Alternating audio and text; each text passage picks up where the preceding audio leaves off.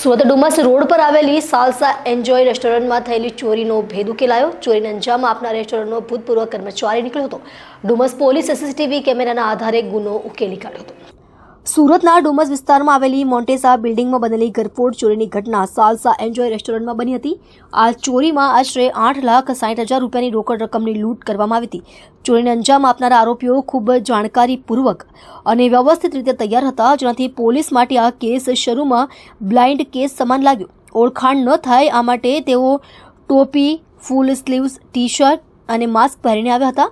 એટલું જ નહીં, હાથમાં તેઓએ ગ્લવ્સ પણ પહેર્યા હતા। ડુમસ પોલીસે આ ગુનાના ઉકેલ માટે 4 અલગ ટીમો બનાવી હતી। હ્યુમન ઇન્ટેલિજન્સ અને ટેકનિકલ ઇન્ટેલિજન્સનો ઉપયોગ કરી આરોપીઓની ઓળખ મેળવી। મુખ્ય આરોપી રાજ ખડકા ખત્રીને અમદાવાદમાંથી ઝડપી પાડવામાં આવ્યો હતો, જ્યારે અર્જુનનાથ શંભુનાથ યોગીને દીવ દમણથી ધરપકડ કરવામાં આવી હતી। પોલીસે રાજ પાસેથી 4 લાખ રૂપિયાની રકમ કબજે કરી હતી, જ્યારે અર્જુન પાસેથી 1,50,000 રૂપિયાની રકમ જપ્ત કરી હજી 3 આરોપીઓ ફરાર છે અને તેઓની શોધખોળ કરવામાં આવી રહી છે। ડીસીપી રાજેશ પરમારે જણાવ્યું હતું કે આ કેસ ઉકેલવામાં સીસીટીવી ફૂટેજ મહત્વની સાબિત થઈ। ફૂટેજમાં દેખાય છે કે ચોરી કરનાર વ્યક્તિઓને હોટેલની અંદરની સંપૂર્ણ જાણકારી હતી। મુખ્ય આરોપી રાજ ખડકાએ સીધું કાઉન્ટર ખોલીને ચોરી કરી હતી, જે એ સાબિત કરે છે કે તેને રકમ ક્યાં રાખવામાં આવતી હતી તે અંગેની સંપૂર્ણ જાણકારી હતી।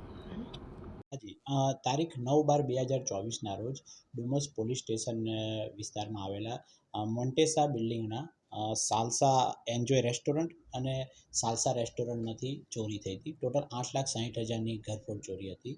ત્યારબાદ આના માટે ડુમસ પોલીસ પીઆઈ શ્રી ભરવાડ અને પીએસઆઈ તિવારી એની સાથે ટોટલ 4 ટીમો અમે લગાવી હતી। 4 ટીમોમાંથી અમને હ્યુમન ઇન્ટેલિજન્સ અને ટેકનિકલ સર્વેલન્સથી આ ઘરફોડની ઘટના અમે ડિટેક્ટ કરેલી છે। તેમાં ટોટલ 3 આરોપીઓ છે, જેમાં મેઇન જે ચોરી કરનાર વ્યક્તિ જે છે રાજ ખડકા ખત્રી, જે ચોરી કરનાર જે વ્યક્તિ છે તેની પણ અટક કરવામાં આવેલી છે। આ ઘટના એવી હતી કે જે સંજય તાફા કરીને ત્યાં આગળ એક નોકરી કરતો હતો, એ વ્યક્તિએ ટીપ આપી હતી કે અહીંયા આગળ શનિ રવિનો આટલો વકરો હોય છે તો પૈસા લેવા માટે થઈને એણે એના મિત્ર અર્જુનનાથ યોગી એને ટીપ આપી અને એણે એના મિત્ર રાજ ખડકા ખત્રી એને ટીપ આપી। આ રીતે આ ત્રણેય એકબીજાની સાથે મળી અને આ ઘરફોડ કરી છે। આમાં જે અર્જુનનાથ યોગી છે તેને દીવ ઘોઘલા ખાતેથી ડુમસ પોલીસે અટક કરેલી છે અને જે રાજ ખડકા જે મેઇન ચોરી કરનાર વ્યક્તિ છે તેને અમદાવાદ ઓઢવ ખાતેથી અટક કરવામાં આવી છે। ટોટલ 4,59,650ની રિકવરી કરવામાં આવેલી છે। હજુ એક સંજય તાપા છે તે પોલીસની પકડથી બહાર છે, પરંતુ અમને આશા છે કે ટૂંક સમયમાં તેની પણ અટક અમે કરી લઈશું।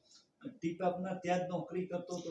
હાજી, જે ટીપ જે આપનાર છે ત્યાં નોકરી કરતો હતો અને એને નોકરી પછી છોડી દીધી હતી। પોલીસ કેવી રીતે પહોંચી છે ત્યાં?